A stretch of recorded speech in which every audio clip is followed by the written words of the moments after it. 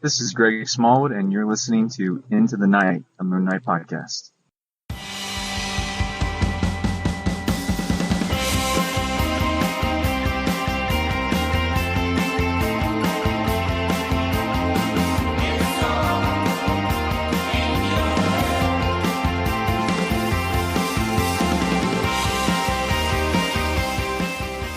Yes, welcome back, Looney listeners. You are listening to Into the Night, a Moon Knight podcast. This is episode 103, and you are with your High Priest of Khonshu, Rey, and I have another special guest co-host joining me on this 103rd episode.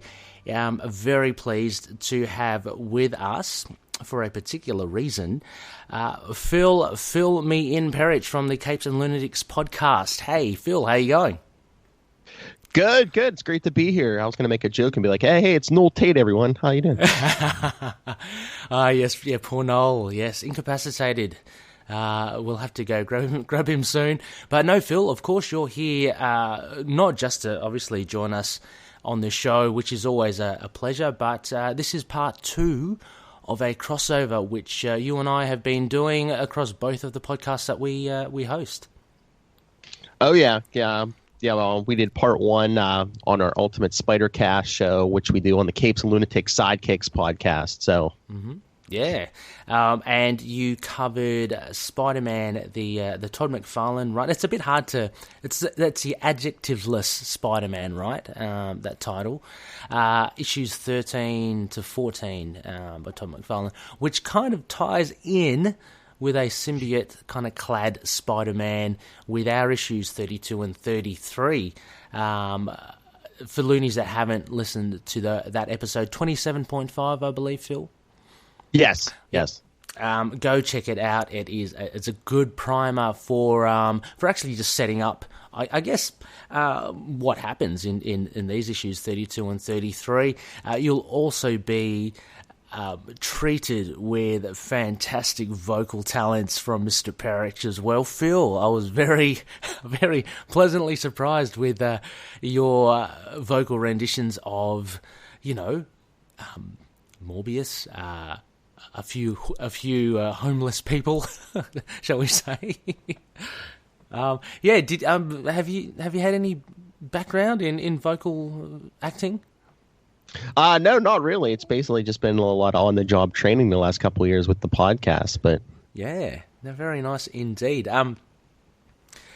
Also, as well, loonies may know, a little shout-out to our ITK serial, The Hunt for Khonshu's Golden Scepter. I've managed to nab the talents of Mr. Phil Perich as well. So, Phil, looking forward to having you on the serial, playing something a little different. It's a small role, but after listening to 27.5, your episode, I'm thinking of actually writing you in. I have an idea of how to pitch you in the universe. Yeah. Keeping that under wraps. Yeah, well, actually, I might put it to you anyway. Just before, is there any way that you'd like to be portrayed? Any particular angle? Just totally high level. Would you like to be conveyed as a villain, or would you like to be, tech savvy, or war torn?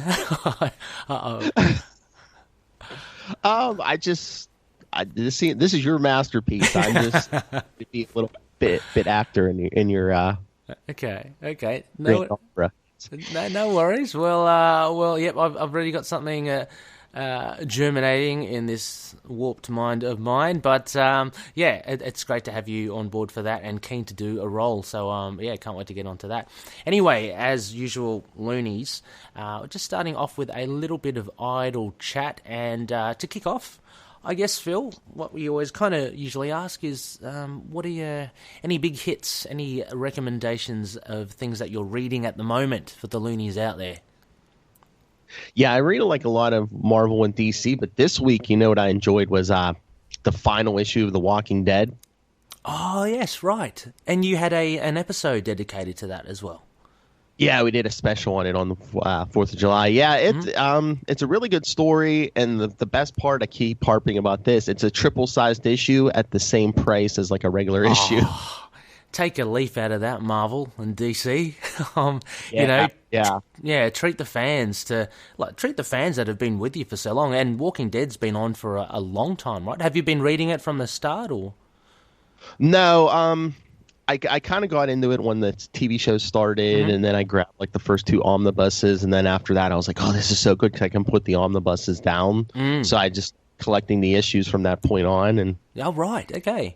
Yeah, I got the first compendium. I think it's the same thing, right? It's a softcover, really thick mother of a book, right? Yeah, that's what I have is those compendiums. Yeah. I've just got the first one, and I was really addicted to it as well. It's a huge thing to read, but I couldn't put it down.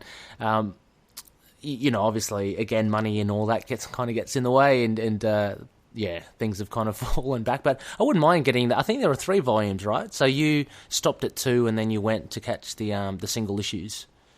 Yeah, I caught up to the monthly issues, so I just started collecting them monthly. Yeah, so I have about half of it in the compendiums of the series, and then the other half of the series is just the single issues. Okay, tucked neatly between some issues of Quasar, hopefully, or. Oh yeah, of course. Have. Yes. Yes. We're all here all about the Ultimate Spider-Cast, but I've got to give a shout out to one of Phil's other shows. I'm a huge fan of the Quantum Zone. Go check it out, Loonies, as well. As I mentioned previously, Phil has got many feathers to his cap, and the Quantum Zone's just really awesome. I like the banter that you have with Will Allred and Matt Kona. Yes. Yeah, those guys are top notch. They're good. They sound like good fun to discuss Quasar. Oh yeah, we take nothing seriously, and even like Matt Kona is a stand-up comedian, so you know, all fun and games there. Yes. Yeah, nice, excellent. Well, yeah, again, as well as always, Loonies on the show notes. We'll put these in. I highly recommend the Quantum Zone. It might have something to do with me having a soft spot for Quasar, but these guys, they do a really good job. They went through. I didn't totally agree with them with the collector's obsession. I've got to use my forum, Phil, to stick up for it. I thought it was pretty cool. They kind of, which is just fine. Kind of panned it as well. But of course, Cosmos and Collision. Loonies, if you love Infinity War and Infinity Gauntlet, do yourself a favour, check out Cosmos in Collision. It is a ripper of an arc, and it's a showcase of how cosmic, I guess, arcs should be done. Oh yeah, I was going to say it's probably one of the best Marvel cosmic tales ever.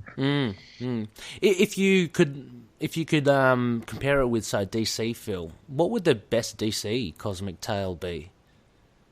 I mean, you're quite versed in DC, right? Yeah. Yeah. I know I told you that it's very in depth and very behind the scenes, but probably that first Crisis on Infinite Earths crossover. I mean, it basically changed DC from that point on. It was in the mid '80s, but it was like whether they were in there a lot or a little, basically every DC character at the time at least made a cameo appearance, if not like a full-on, Okay. Right. Every DC character. So, I mean... Wow. And portrayed well, I'm assuming. Like, they're all kind of given... Yeah. For what it's worth. Yeah, right. Okay. Was that George Perez? Or... George Perez art and Marv Wolfman, that classic team behind that classic Teen Titans run, yeah. Yeah, nice. Well, yeah, I mean, look, we won't dwell too much on the cosmic. We are very much street level here. We've got Spider-Man swinging around. We've got Moon Knight, of course, Loonies, and you're here to listen, Moon Knight. Just a couple of other things I wanted to touch base on. Obviously, June has just passed, and another little shout-out to the Fantasy Comic League, run by Brian at the Fantasy Comic League. Really good stuff. Our division, the ITK Moon Knight 2019... Doing okay for our first season. So we've got a couple more months, I believe, to go before we see how we all kind of compare with the rest of the divisions. Phil, have you ever thought of dabbling in a fantasy comic league? Have you ever done footy fantasy leagues? I would love to do some kind of comic fantasy league, but it's just like the numbers and stuff. Like I've never even, like, I really don't even know how to play like fantasy football or any of that. It's like, okay, how does this work? I think it's just the math that like intimidates me. But I would do like some kind of comic. Oh man, but I'm always like, how does this work? Is it? Oh yeah. Look, I don't know the ins and outs of it as well. I'll leave a lot of the scoring, obviously, to Brian and his brain's trust. But basically, actually, for Phil and for loonies out there, you are in a division with 5, like yourself included, 5 people. You choose a team. Each of the 5 members choose a team from characters, and each character in the Marvel universe is scored depending on their power set and their appearances in comics during that month. And obviously, people that rack up the highest points will be top dog of that division. And then you look at the divisions against other divisions, and you see how you go there. So it's a lot of fun. It's a lot of fun to draft. You can either draft your favourite characters, or you can be a bit more add a bit more scrutiny to it and try to win the damn thing. Because there's incentives as well. I mean, you can win trades.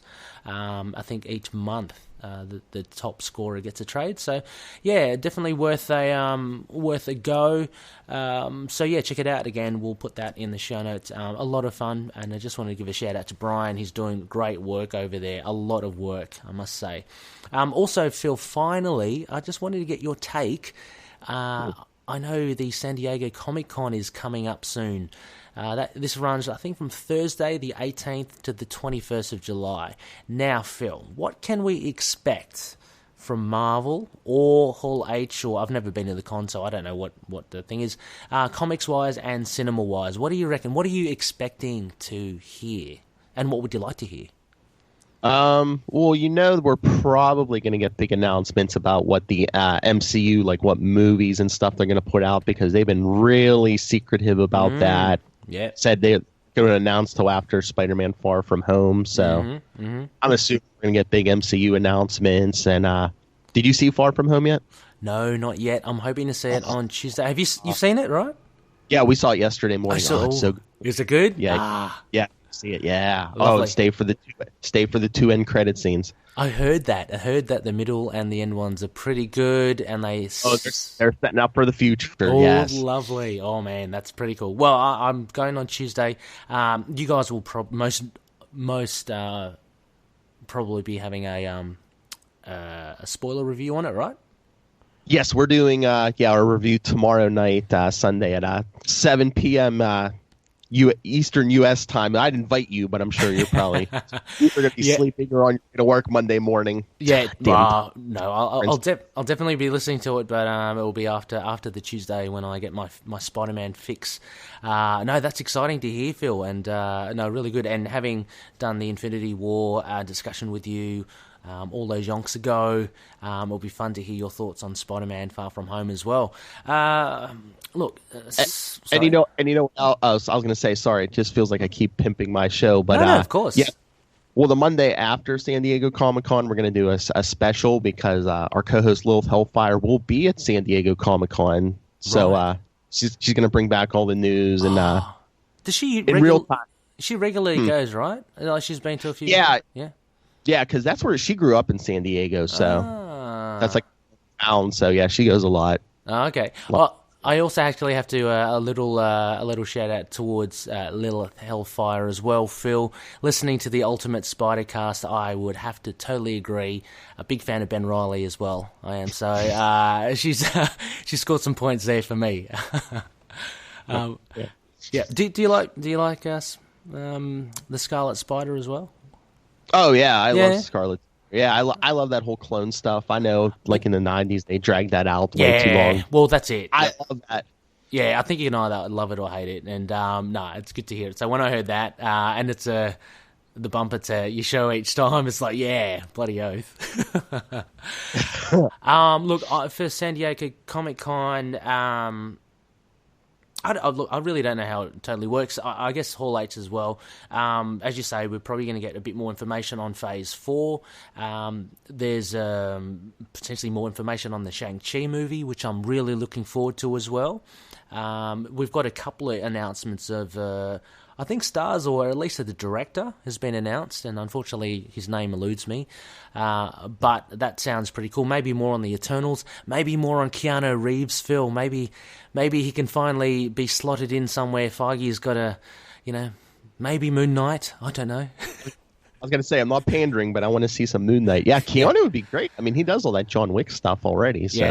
Yeah. Which I haven't seen. Have you seen all of them, or? No, I haven't seen all of them yet, no. Oh, okay.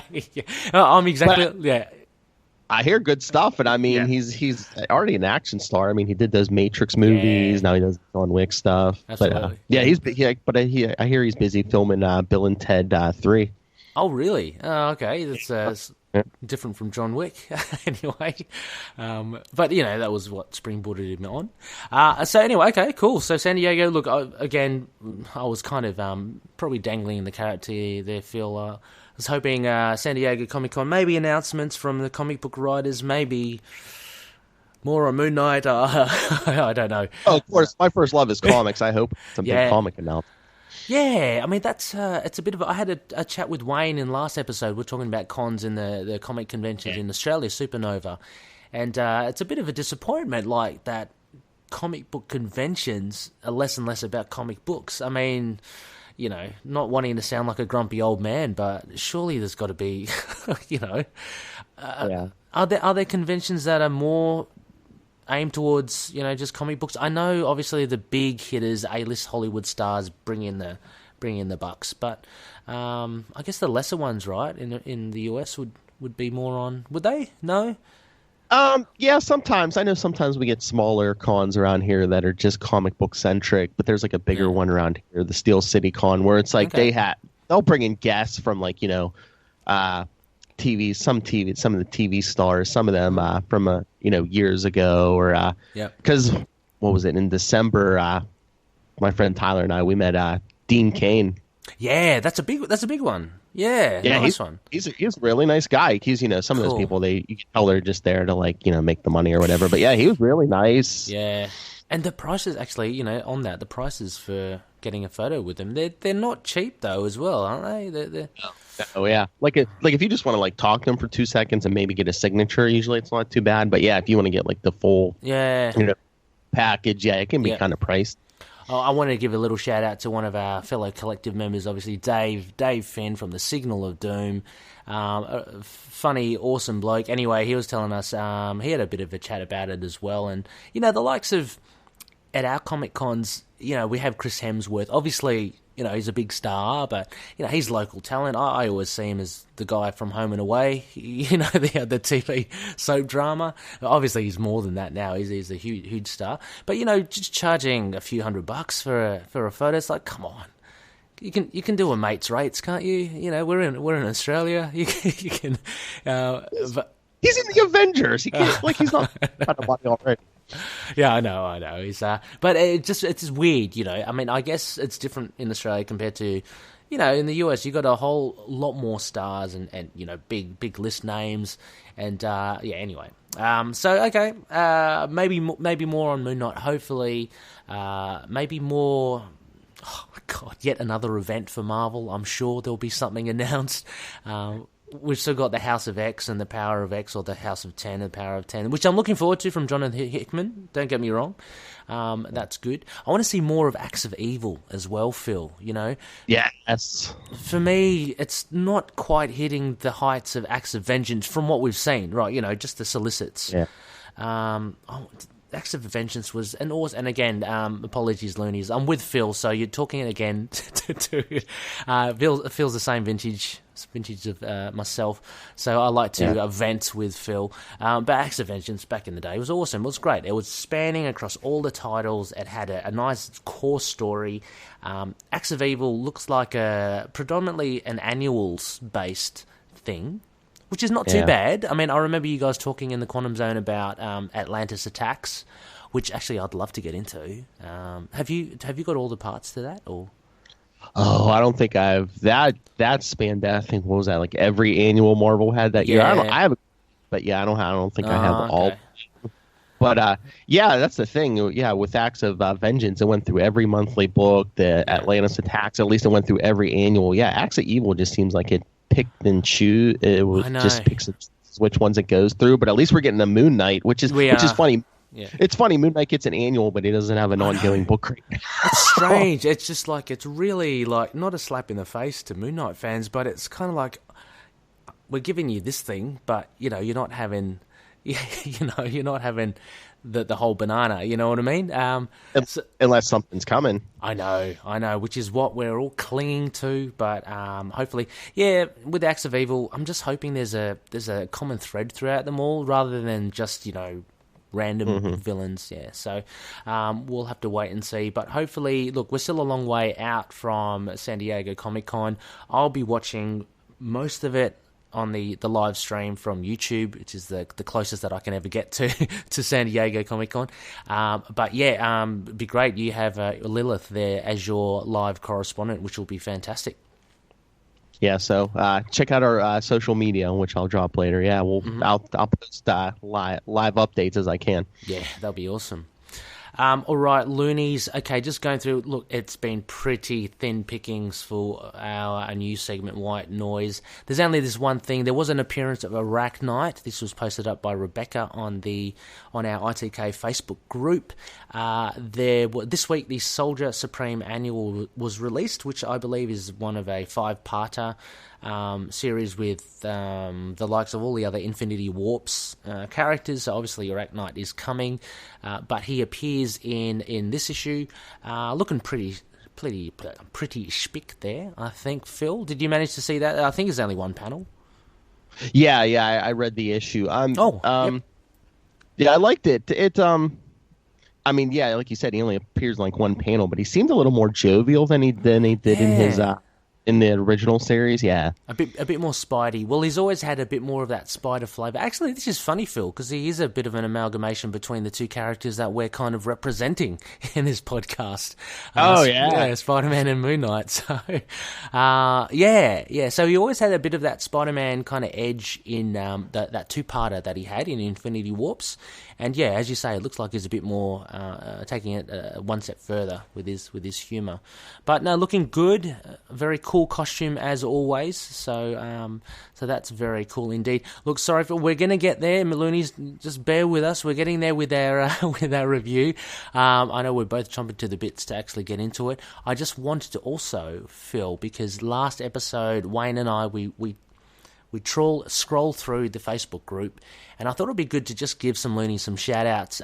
So I wanted to I had a look through the group as well to see, look, is there anything noteworthy that we can discuss at least? Not too much, but I wanted to shout out at least some loonies. Dwayne, Corey, and Mike, they posted some additions to their ever-growing Moon Knight collection, so well done, Loonies. It's always great to see Loonies expanding their Moon Knight collection. It's always great to share this passion, so good on you, Dwayne, Corey, and Mike. We also have, and this is a bit of a community announcement, we have Looney Brian Heartless is selling his entire Moonlight collection. So, man, Phil, if there are any gaps in your collection, you're only a few off, aren't you? Oh, well, for my Marc Spector Moon Knight collection, I am only missing 2 issues. Ooh, let me guess, they're the Stephen Platt ones, right?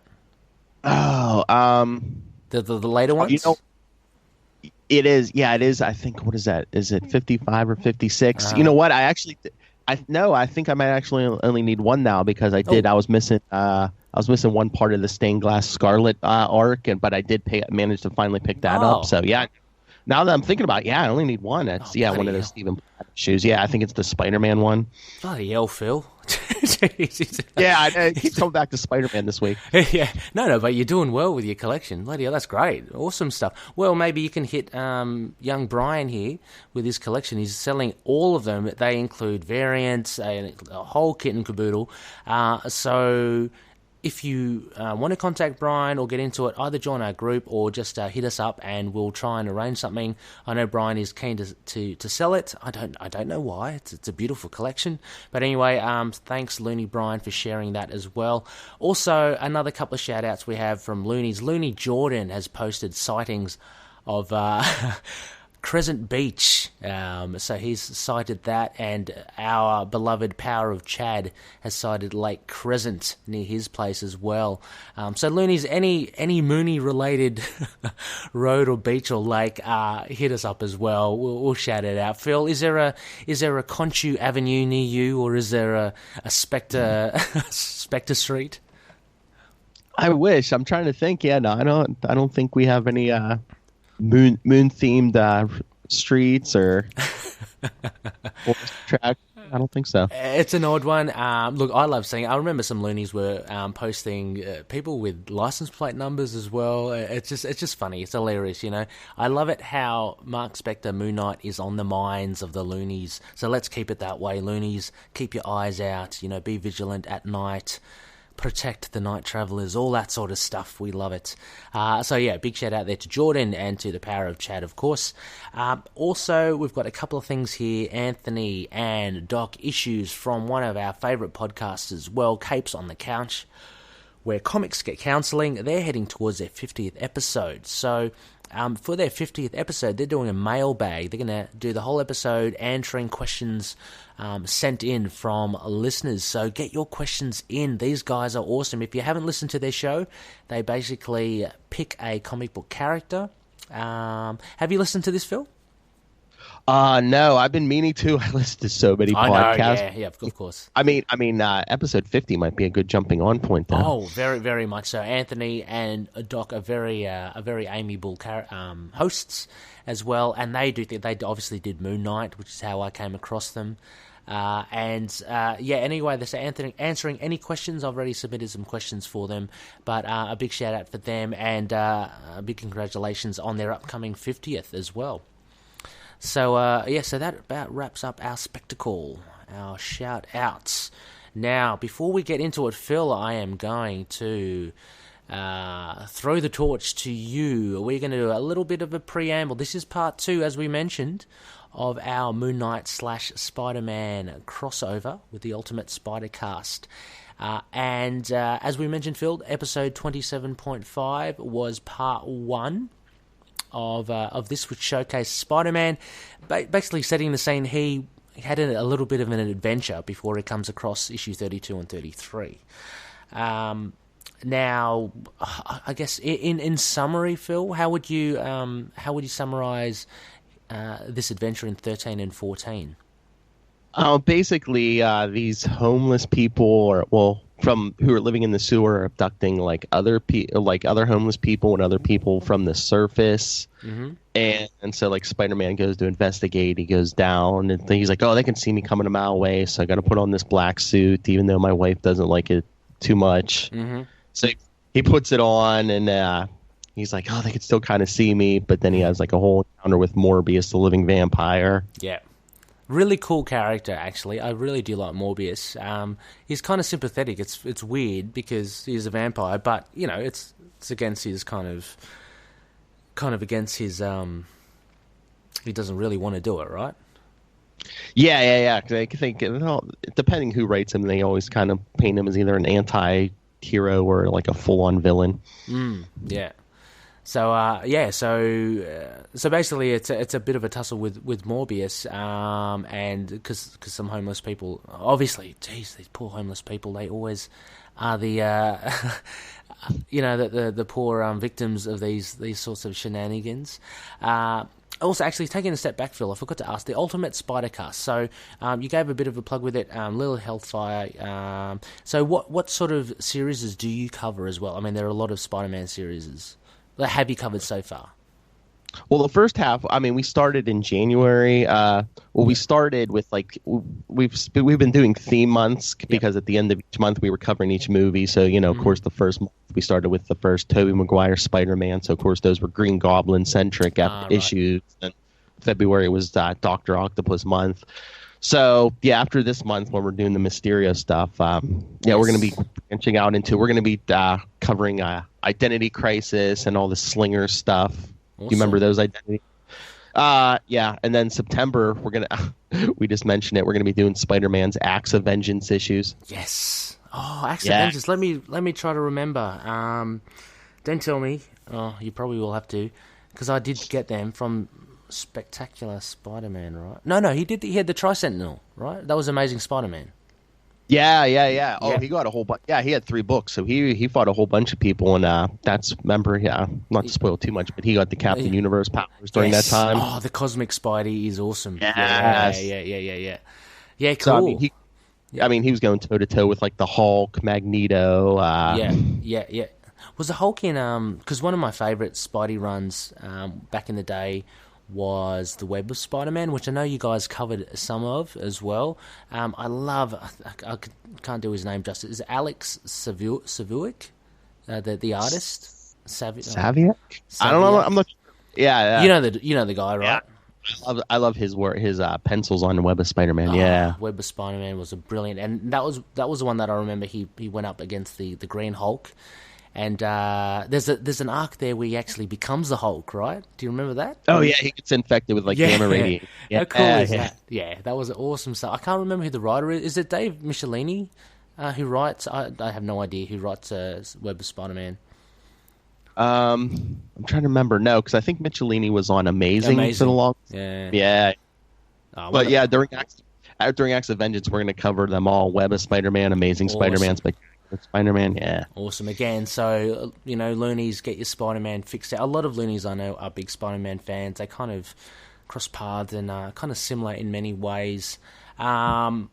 Just before we get into it, Phil, we're going to take a little break, but finally, what are your favourite Spidey arcs? Just to throw it out to you. Well, like I said, like back in that our heyday, like I love that Acts of Vengeance stuff, and I love that old Web of Spider-Man stuff. Just like probably any of the late 80s, like all of the 90s stuff. I just love all that stuff. just because, I was a kid and a teenager when I was that all, Yeah, it's Spider-Man is like, for me, I found he's been consistently such a good title, like Amazing Spider-Man. I collected Spectacular Spider-Man, Web of Spider-Man as well. Spider-Man by Todd McFarlane, I did actually veer off towards a bit. I think he stopped drawing it after a few issues, right? Into the a bit later into the teens, or? Well, like I said, in part 1 of this, it was issues 13 and 14. And he was still drawing that, but I don't think it was too much longer after that he stopped. Yeah. And I think that's when I kind of dropped off it as well, because I was writing the whole wave, Phil, of, the 90s back then. All the big names, you're kind of following them, right? Rock stars.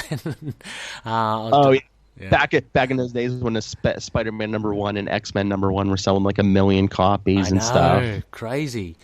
And I bought like a gazillion copies of X-Force #1, and I sold one like not that long ago for $5 because there's no point, right? So many. I know there's so many of them around. But anyway, so plenty of good arcs. One of my favorites was the origin of Tombstone. He's one of my favorite villains. He had a close relation. Lonnie Lincoln had a close relationship with Robbie Robertson, is that his name? I can't remember his name. Yeah. But he was a normal dude. He was an albino, but he was just a hitman. He got stuck in some sort of room, and some gases got into him, and he became Tombstone. What was it? Cold as marble, hard as ice. Yeah, hard as ice. Yeah, that was his catch cry. Really cool stuff. That was in Web of Spider-Man. Alex Savuik, as you said, brilliant artwork. But anyway, okay, loonies. So we have a bit of a setup here. We have Spider-Man in his black suit, swinging around, a little fatigued from fighting Morbius and saving some homeless people. We're going to take a quick break, and we'll be right back with our trade arc review. Hi, this is Dave. And I'm Stu, and we're from the Signal of Doom. We're proud members of the Collective, and you're listening to Into the Night, a Moon Knight podcast.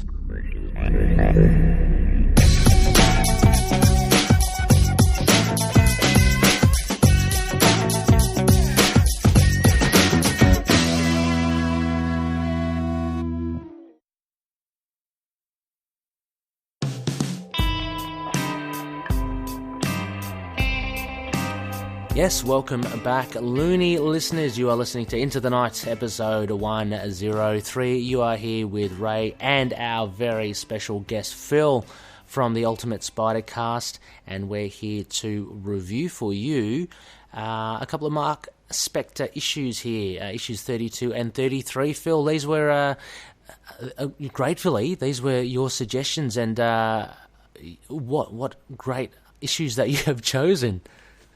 Oh yeah, there's just some stuff in here I can't wait to discuss, because it's just like, in comparison to how Marc Spector is like currently, I'm just wow, really? yeah. And there's a lot of here, a lot of backlash from the Scarlet Redemption as well, of how Marc and how Moon Knight is acting. So we'll get into it, Loonies. But before that, just a little bit of the paperwork here. Phase of the Moon. Look, Loonies, it is a waxing crescent, really. So for you gazers out there, it is a waxing crescent.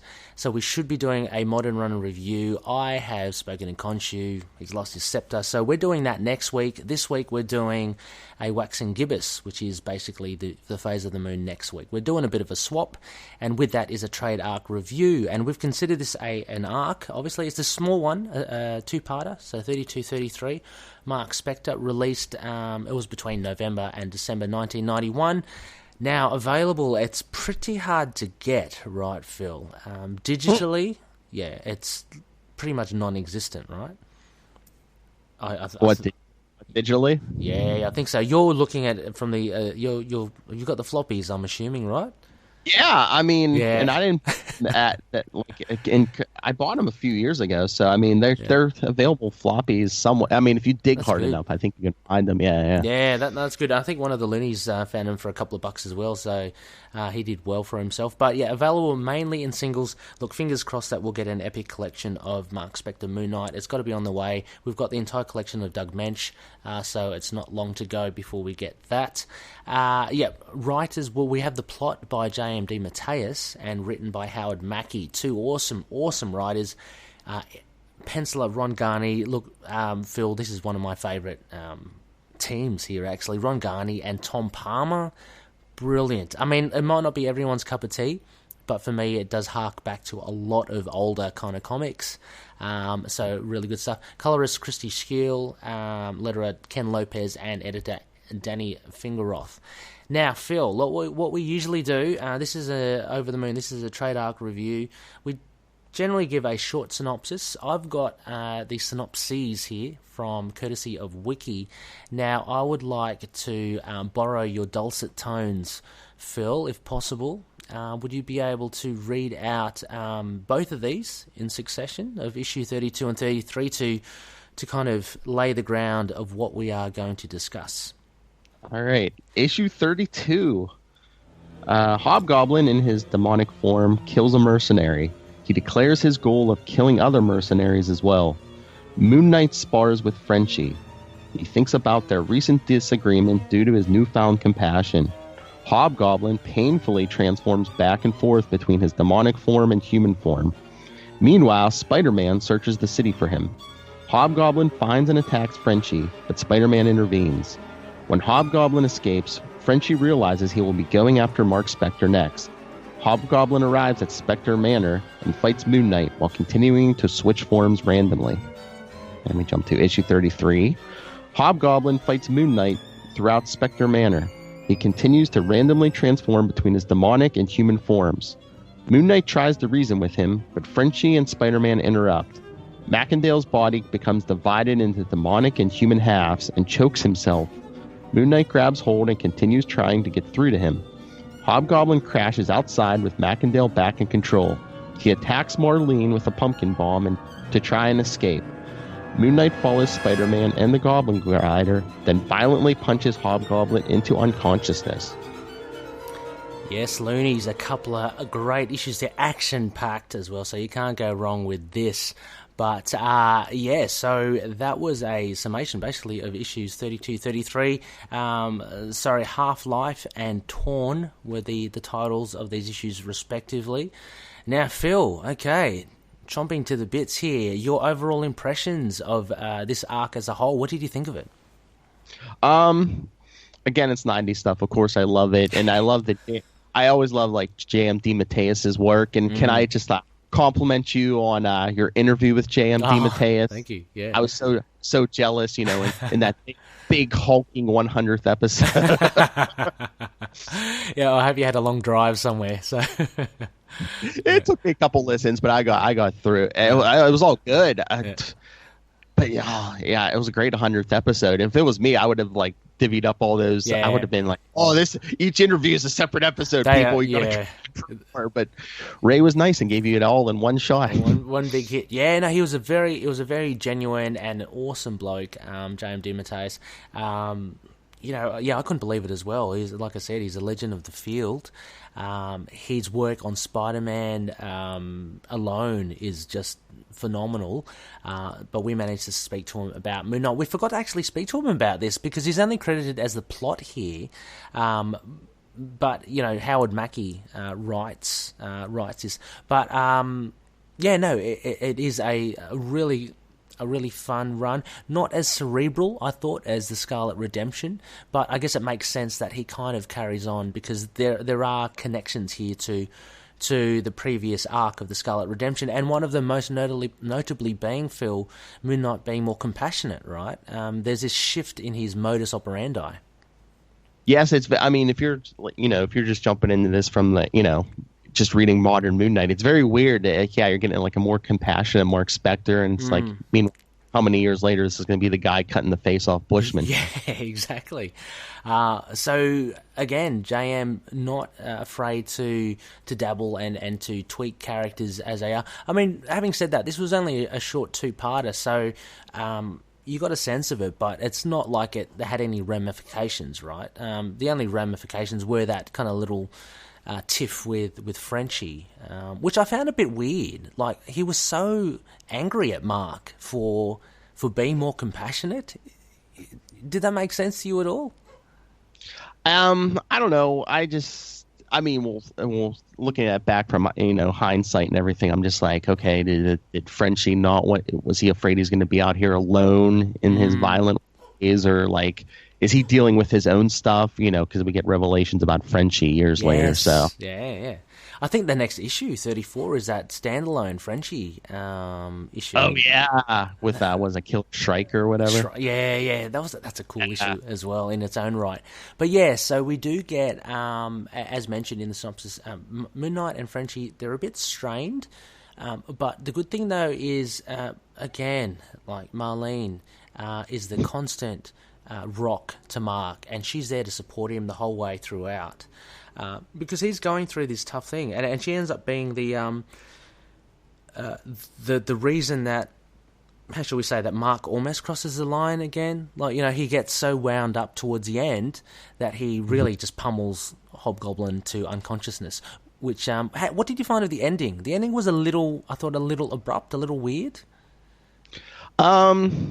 Yeah, it seemed to end very abrupt because Hobgoblin took human form, so Marc was able to basically pummel him unconscious. But I've heard Mackie get that rap that sometimes some of his like pacing is a little off. Sometimes it seems to end kind of abruptly. Sometimes some of his issues. Yeah, well, certainly I felt that with that. Not that it was a totally bad thing, and again, it's hard with a two-parter, right? But there are a lot of loose ends, like, this whole thing, and this was one of the main things, like this struggle of the demonic form and the human form in the Hobgoblin, that ends abruptly. That's kind of like just glossed over at the end, right? He's knocked unconscious, and he's probably sent to the authorities, and that's that. We're all happy, and happy as Larry, but he's still got these demons to work through. I know. I mean, I don't know if we should explain for the kids. Yeah, back in the day, there was a big crossover through the books called Inferno. It was basically an X-Men event, but it went through everyone's book, and basically this Jason McIndale was the second Hobgoblin, and he was looking for more power, so you got a demon bonded to him. But then eventually, him and the demon are fighting for control of the body, and I think it was in our favorite Web of Spider-Man. The two of them actually like pull apart. Oh, really? Was it? Okay. Yeah. Was it? Is it in the? I think it's the story arc Name of the Rose, but Oh, okay. That rings a bell. Yeah. Yeah. And so the demon pulls himself apart, and that's where you get the Demo Goblin from. Is the demon when it fully separates itself from Macendale. Ah, right. Yeah, well, I mean, what did you think of this tool to show this conflict between Hobgoblin or the Demo Goblin and Macendale? Symbolic, would you say? I guess, or paralleling Moon Knight's identity? Oh yeah, yeah. I think it's a very, very symbolic of Mark and even probably Frenchie to a degree of these mercenaries fighting their inner demons and everything. Actually, that's probably a better way to put it, because I mean, just thinking about that now and what we've mentioned, Marc Spector, and we've mentioned it before, Chuck Dixon has confirmed it. This series, they really did veer away from the multiple identities. So it probably is more, as you say, more towards this symbolism of the mercenaries, kind of looking at their past life. And you look at Moon Knight, that guilt that he has of his merc days, and then the same thing, like, that tension between him and Frenchie, who, again, I found a little weird that Frenchie seemed to be kind of endorsing, the mercenary ways. But anyway, I think that's basically more so what it was than his identities alone. Yeah, and not to veer too far off course, but I wanted to get your opinions. In this Marc Spector series, what are your thoughts? Was Marvel trying to? I know you don't like this word. Gonna have to bleep that out, Phil. You know that. The B word, yeah. The B word. I enjoyed this series. I can see the parallels and it does make sense, like hearing now that this apparently was the aim of Marvel to try and do it. It's a different spin on Marc Spector, and looking back compared to the rest of the volumes, it is like a distinct. It's as distinct as Bendis's run. As distinct as Lemire's run. Like, I say that in a totally good way. As distinct as the Houston run as well. So. We're given this totally, and I think it's actually very apt because that it was done in the 90s, because it's very, very 90s to do. Like, can you imagine Lemire's run, say, done in the 90s? I can't imagine a tale told like that in the 90s. This kind of fits it, just action-packed, a caped adventure by someone. So, I think it was very much of the time. Did you enjoy the Marc Spector run overall as well, or how did you find it? Because I know that you are a fan of the other guy as well. I picked up a little Marc Spector Moon Knight here and there in the 90s, but it basically what really supercharged me in the Moon Knight fandom was that Charlie Houston run. Oh, absolutely. After I started reading that, I was like, I'm going back and I'm going to read everything I can. Like I said, I picked up most of Marc Spector Moon Knight series, and I got to go back and fill in some gaps in that Doug Mensch series. That series is also good. Very good indeed. Well, can I be absolutely frank with you as well, Phil? I believe, actually, because I started collecting Moon Knight in the 90s, on and off, right? But I think one of the big draw cards for Moon Knight, because I'm picturing it now when I'm in the comic book store, was actually literally the paper stock. I know it sounds really dodgy, but Moon Knight's paper stock, Marc Spector Moon Knight's paper, was different from the other ones. Like, you get the cheapo one. Like, I was rereading an old Peter David Incredible Hulk comic that I have, and it's faded. It's friggin', the colours are all flat and everything, because obviously age, it's just kind of worn. But because that's from really cheap stock. But I remember the Marc Spector run was always glossy, always really nicely formatted. So I think that's what kind of drew me to it as well. And I kept on just collecting it, going, look, this is really good. Well, yeah, but were those directed edition only? Like, were those on the newsstand or no? Oh yeah, I only got so I went exclusively to a comic book store. So they were all direct editions. Yeah. Even the Incredible, all the Incredible Hulk ones as well. But I remember the bigger titles had the cheaper stock. I don't know, maybe because they printed more of them. I don't know. But Moon Knight seemed to have a particular stock to it. Anyway, so that was one of the reasons why I kind of liked it. And one of the fond memories I have of Marc Spector Moon Knight, and it works really well. Maybe that's why I really like Ron Garney's art on this as well, because that art on that paper made it look really, really nice. Yeah.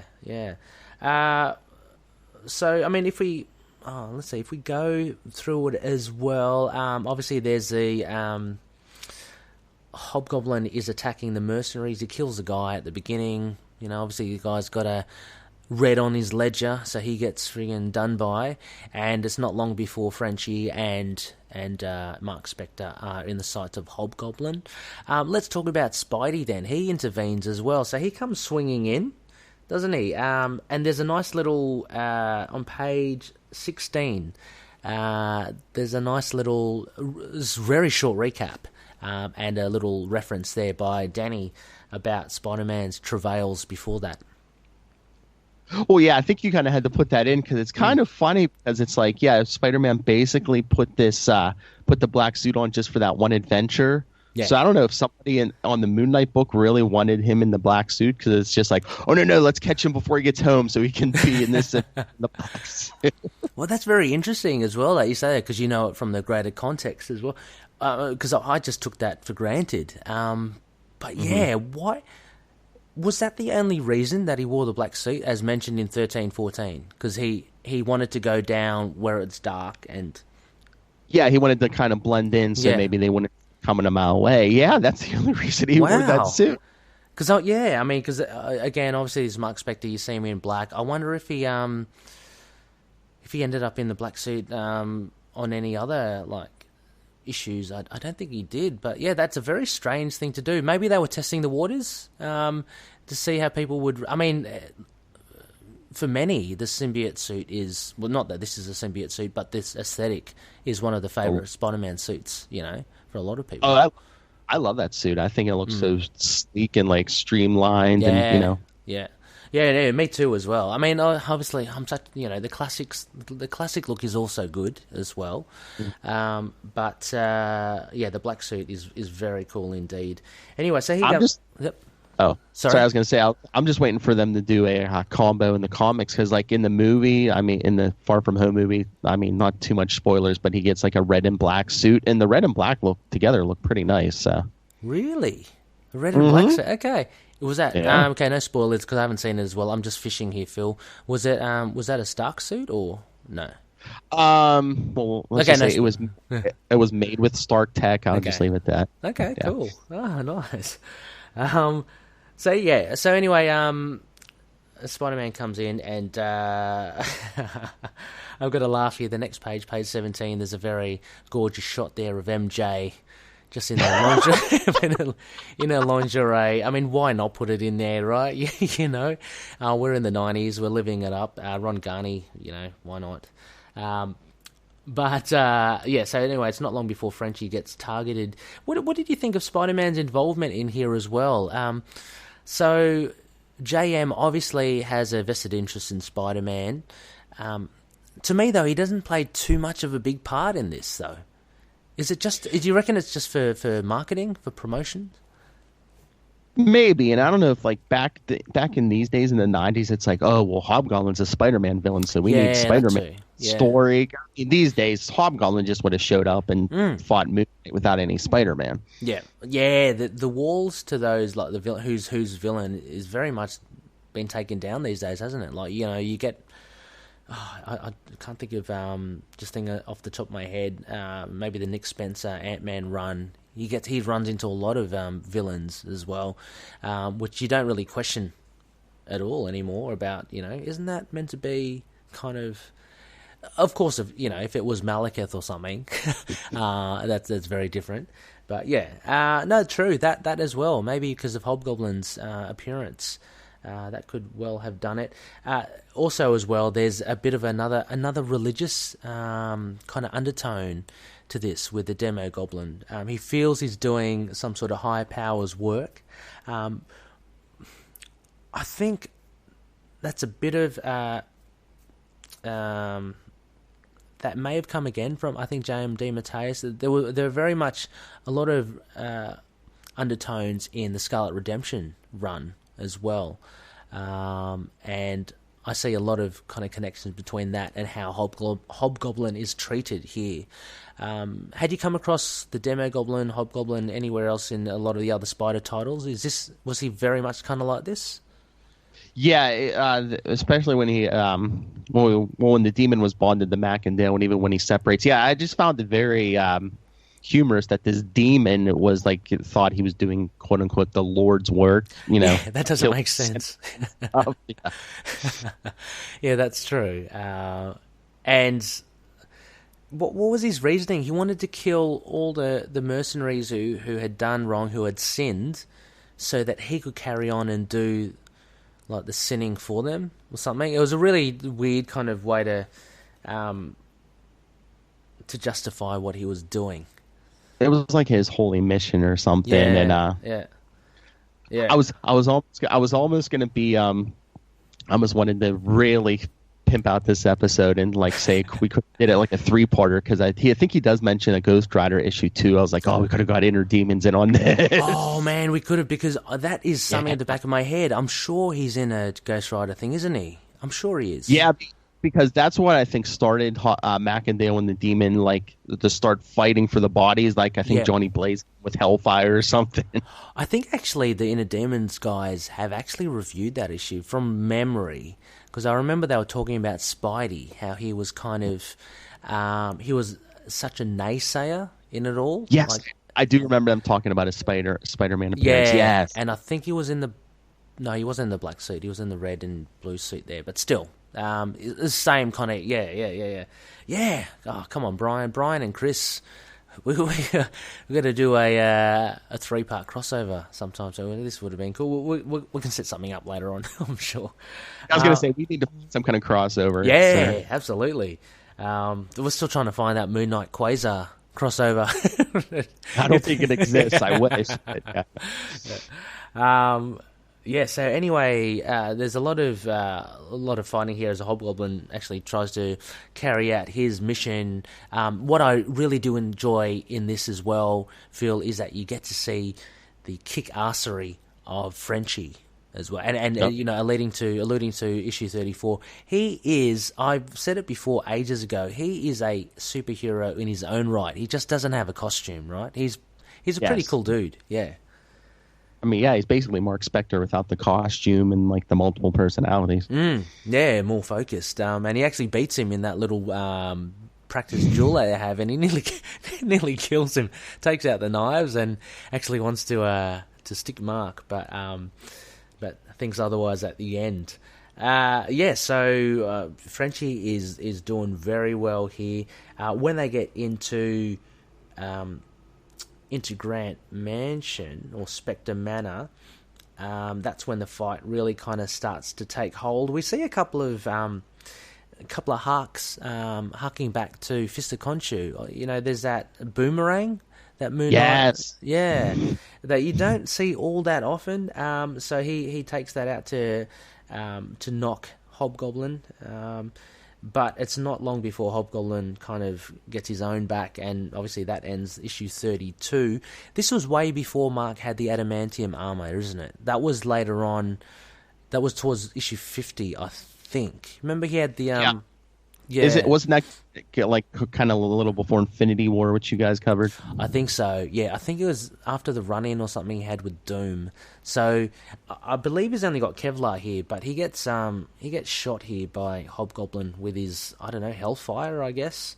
That's it, of course. This does reference the Ghost Rider issue, because Macandale says he gets stuffed up after being hit with the Hellfire. So that was in the Ghost Rider issue, which we mentioned. I don't know. Anything else here to add, Phil, of more so from issue 33? It's pretty much just action-packed here.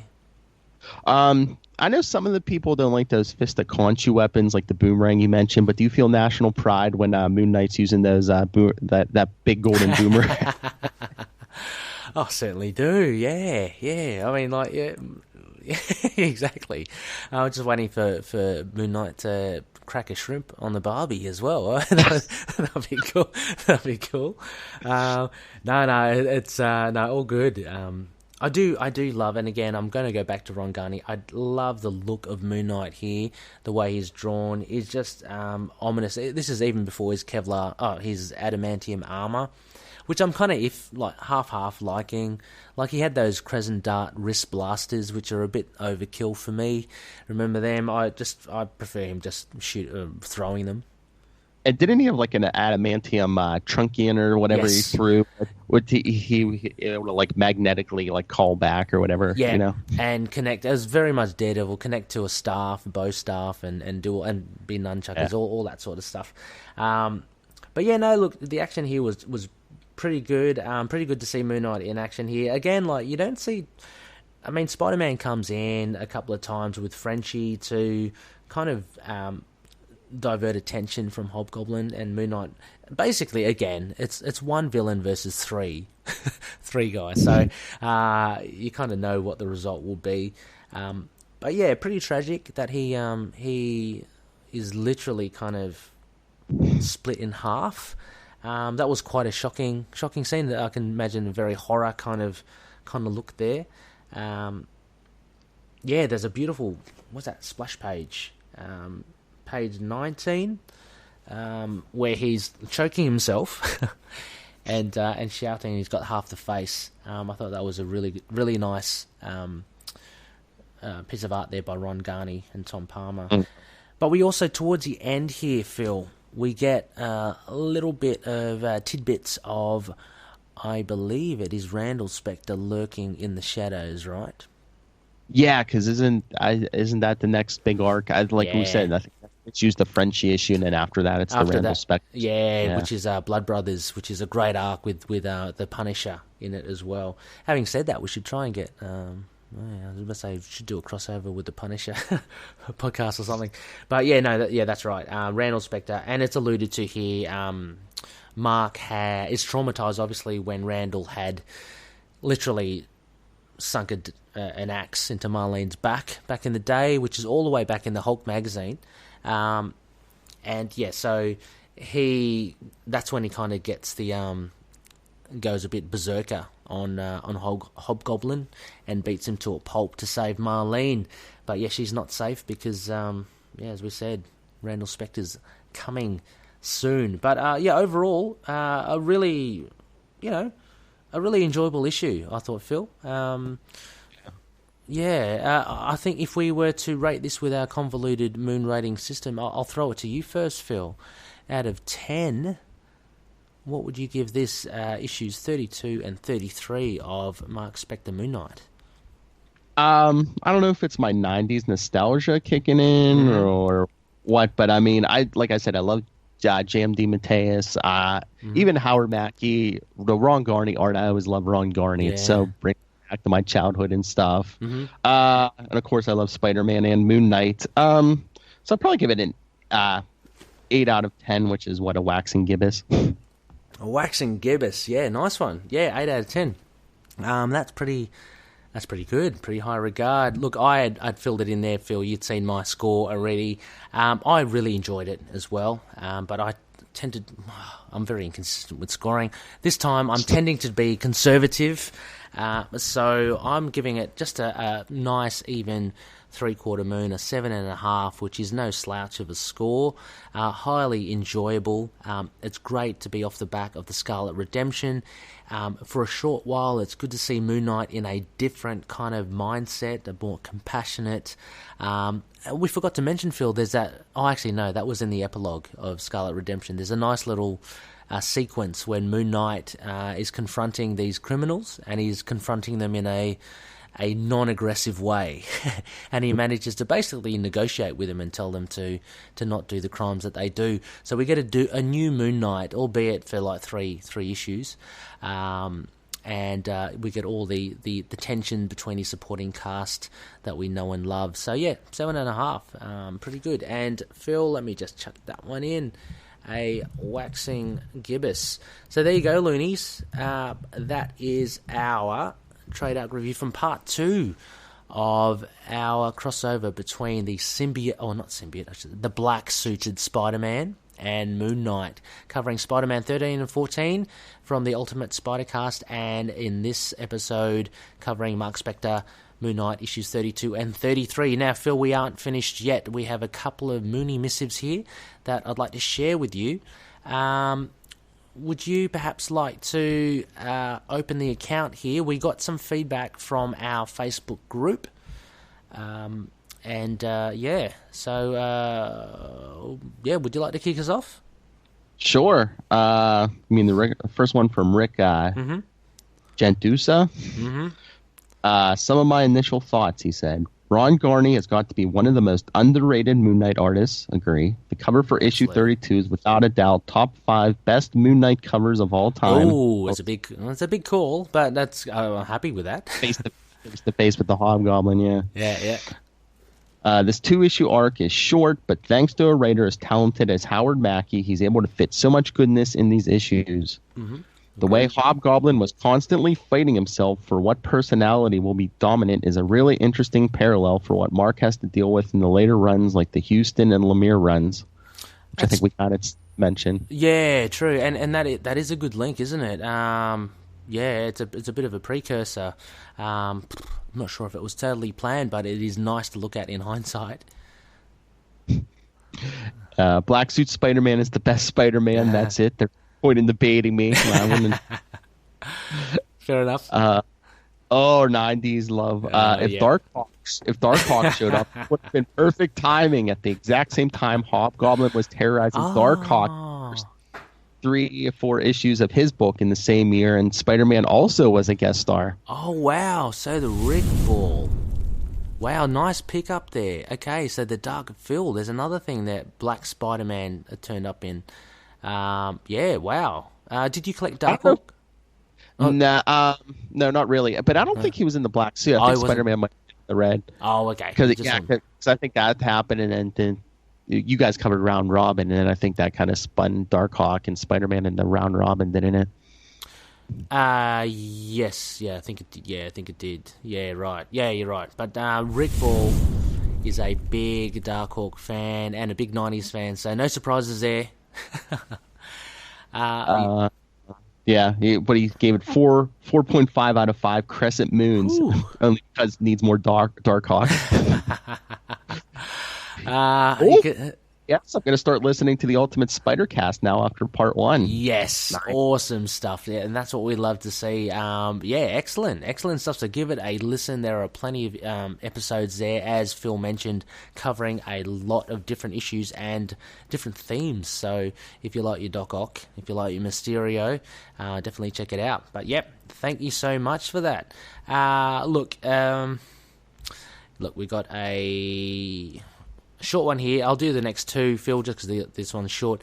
We got one from Looney Jordan Hegarty. Thanks, Jordan. Jordan was the Looney that posted the Crescent Beach, lives near Moon Knight's beach. He also said he bought these issues today for $1 each.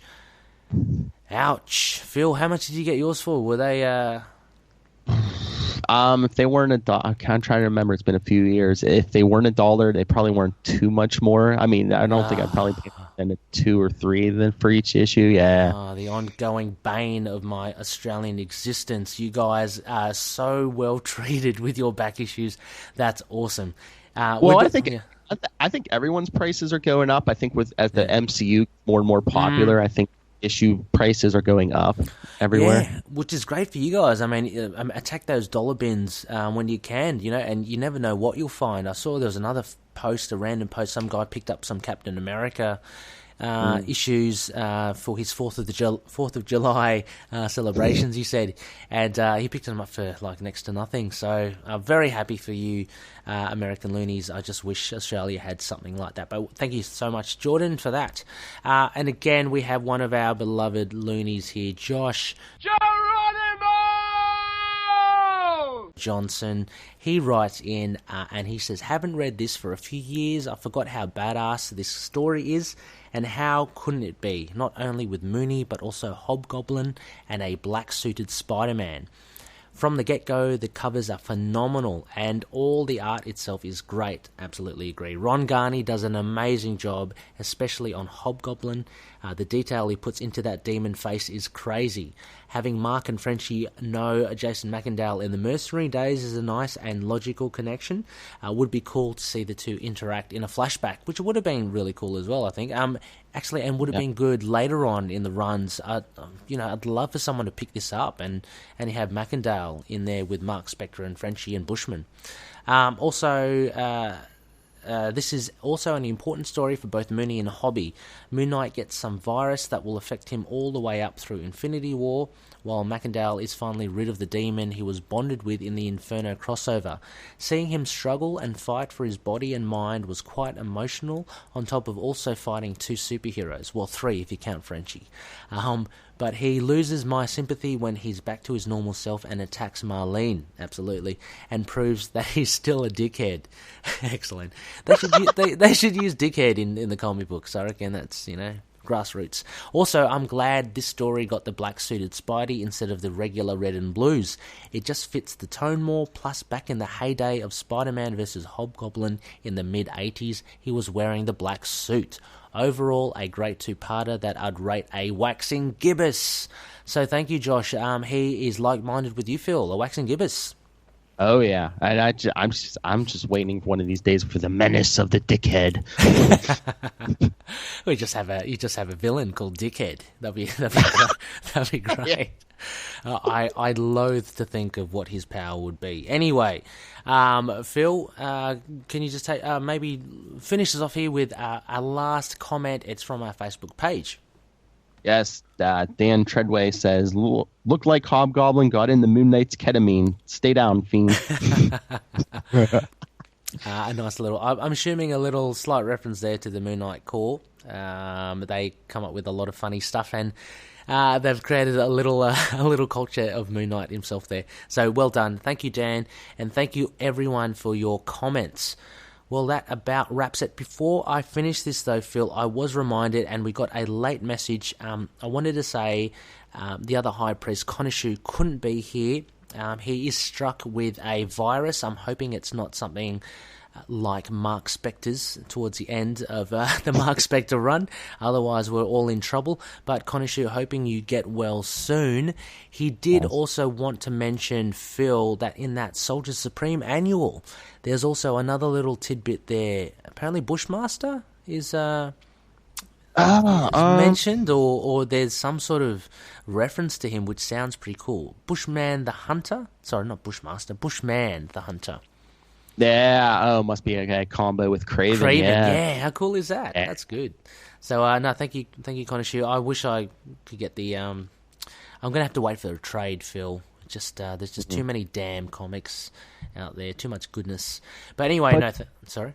Yeah, well, I'm sorry. I was going to say, it seems like the Warps, we're getting the Acts of Evil annuals this year, but it seems like the Warps may be getting their own Acts of Vengeance or Acts of Evil, because I think that's the whole point. It seems like a bunch of their enemies are attacking, different opponents. Okay. Well, they might have their... Oh, see, this is all a bit confusing. Give us Acts of Vengeance where it was a lot more clear-cut. Yeah. And... Too many events going on at once. I mean, they can't end... They start one event before the other one's over. That's one other thing. And again, these days, it's like anyone's enemy just attacks anyone. So I don't know if Acts of Vengeance works these days. I know. It's a shame. I was thinking I was entertaining the idea of getting the Acts of Vengeance omnibus, Phil, because that is... Do you remember who Quasar fights? Acts of Vengeance? Yeah, the Absorbing Man. Oh, yes, that's right. Yeah, I remember the cover. Yeah. That was a good Absorbing one. Man. Yeah. And then the next issue, the Red Ghost. Oh, the Red Ghost. Fantastic villain, yeah. Oh yes, yeah. He was on another planet somewhere, right? On the moon. On the moon, right? Yeah, the Red Ghost was trying to break into the Watchers. How ever, yeah. Loonies, this is why you should be listening to the Quantum Zone. You have Phil here off the top of his head. Yeah, given all these references, he knows his stuff, so go listen to him. Anyway, with that, Phil, a huge thank you for coming onto the show. It's been awesome.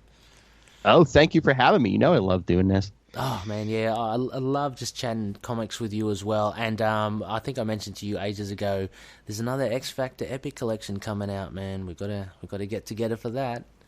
We'll cover that because we covered the first one on Capes and Lunatics. Yeah, we got that again. 96. We got to cover that.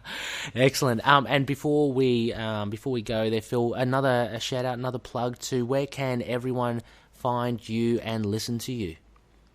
The easiest way to find all our stuff, just follow Capes and Lunatics and Capes and Lunatics Sidekicks on all the social media. Mm-hmm. So we're on Facebook, Twitter. It's at Capes Lunatics and at CL Sidekicks. We're both on Instagram. There's one voicemail for everything, 614-382-2737. That's 614-38-CAPES. You can just pick up your phone and send us your thoughts on comic books, TV, movies.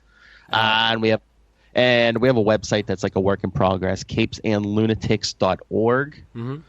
And email capesandlunatics@gmail.com.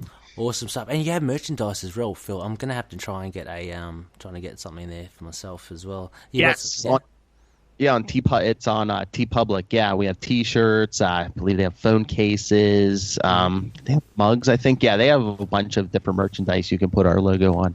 Fantastic. Well, Looney, as mentioned also as well, just check out the show notes, the shout-outs. We'll have all the details there for you. Contact Phil, listen to his podcast. It's absolutely fantastic. Right, Loonies. Well, next phase, as I mentioned, we're swapping phases. So next phase, which is actually a waxing gibbous, we'll be doing a waxing crescent, which is a modern run review, and we're going back to our Bendis run. So we reviewed issue 1. I think Khonshu and myself reviewed issue 1. We'll be doing issue 2 of volume 6, Moon Knight, which was written by none other than Brian Michael Bendis. Final things, Phil, for thoughts of the Bendis run? Be interested to know. Very controversial. Well, I find Mr. Bendis very controversial. I either love his stuff, or I'm just like, what are you doing in this arc? You know, it's. I'm never bored with his stuff. I either love it or I just have a big problem with it. So. Yeah, he's a very talented writer. But yeah, he is polarizing to say the least for a lot of readers.